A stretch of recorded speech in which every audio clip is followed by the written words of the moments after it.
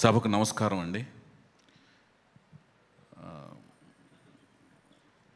నన్ను ఈ సభకు పరిచయం చేస్తూ మంజుష గారు దర్శక నిర్మాతగా పరిచయం చేశారు ఈ సభకి. కానీ నాకు అలా అనిపించుకోవడం కంటే నేను విశ్వవిఖ్యాత నట సార్వభౌమ రామారావు గారు, ఎన్టీ రామారావు గారి అభిమాని అనిపించుకోవడంలో నాకు ఆనందం ఉంటుంది. ఆయన వీరాభిమాని నేను. ఈ స్టేజ్ మీదకి నేను రావడానికి కారణం ఆయన ఇచ్చిన స్ఫూర్తి. ఈ సినిమా ఫీల్డ్కి నేను రావడానికి కారణం ఆయన నాలో నింపిన స్ఫూర్తి. ఈ వేదిక మీదకి నేను రావడానికి కారణం మాత్రం చదలవాడ శ్రీనివాసరావు గారి మానవత్వం, మంచితనం.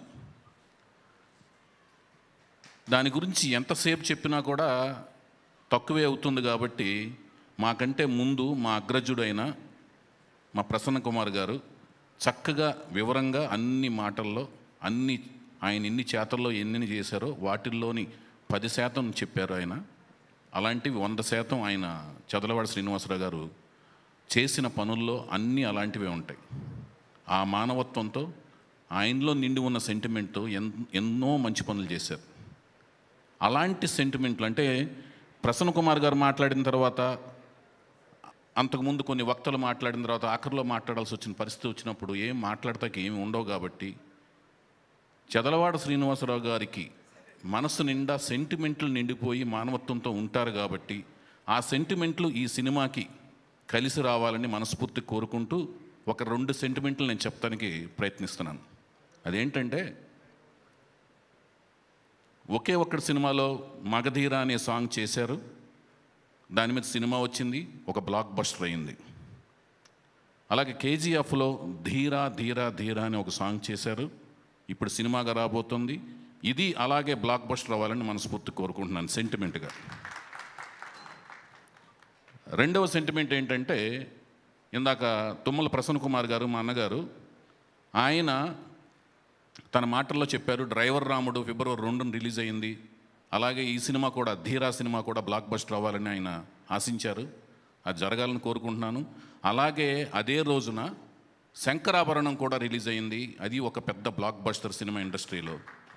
అలాంటి విజయాన్ని ఈ సినిమా నమోదు చేయాలని మనస్ఫూర్తి కోరుకుంటున్నాను. ఎందుకంటే మొదటి సినిమా, దర్శకుడు చేసిన మొదటి సినిమా ఎక్సలెంట్గా ఆడితే అతని కెరీర్ బాగుంటుంది. అతని కెరీర్తో పాటు చాలామంది నిర్మాతలు సౌభాగ్యవంతులు అవుతారు.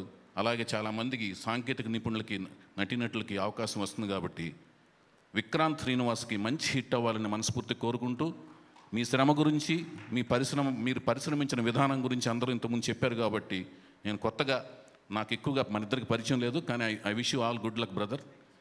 ఆ తర్వాత ఈ సినిమాకి మెయిన్ కథానాయకుడు లక్ష్మణ్ అలియాస్ లక్ష్ చదలవాడ.